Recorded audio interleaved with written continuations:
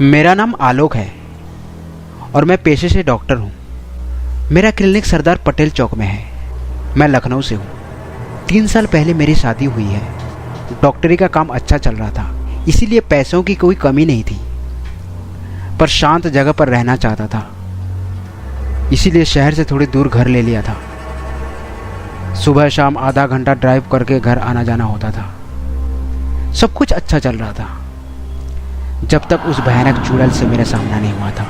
आप सबको बता दूं, मैंने अपने उस भयानक अनुभव के बाद शहर के बाहर स्थित मेरा घर बेच दिया है और मैं सिटी में एक फ्लैट में शिफ्ट हो चुका हूँ। यह एक सच्ची घटना है और पिछले साल ही मेरे साथ घटी थी।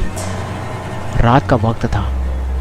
मैं थका हारा क्लिनिक से 11 बजे घर लौट रहा था। तभी अचानक मेरी गाड़ी के सामने एक बकरी आ गई और मैंने जोर से ब्रेक लगा दी। बकरी ने अपना मुंह गाड़ी की तरफ पलटा और मैंने देखा कि बकरी के मुंह में छोटी सी खोपड़ी दबोच रखी थी। मैं तो दंग रह गया, क्योंकि बकरी कभी ऐसी चीज छूती तक नहीं है। मैंने रिवर्स गियर लगाया और पीछे गाड़ी भगाई।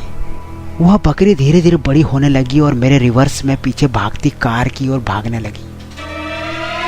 डर के मारे मैं बावला हो गया और बच्चों की तरह चीखने लगा। तकरीबन 70 मीटर तक मेरे पीछे भागने के बाद वह बड़ी हुई बकरी ने चुड़ैल का रूप ले लिया और फिर से मेरी ओर दौड़ने लगी।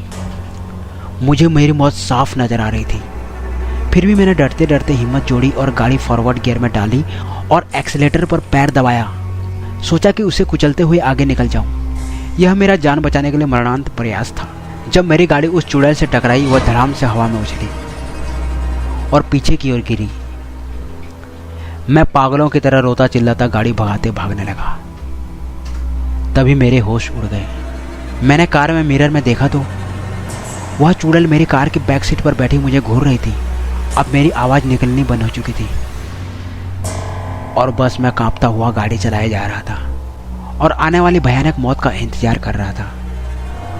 तभी वह चुड़ैल पिछली सीट से गायब होकर मेरे बगल वाली सीट पर बैठ गई। मैं नज़र घुमाकर उसकी ओर देख भी नहीं रहा था। मैं पूरी तरह सदमे में था।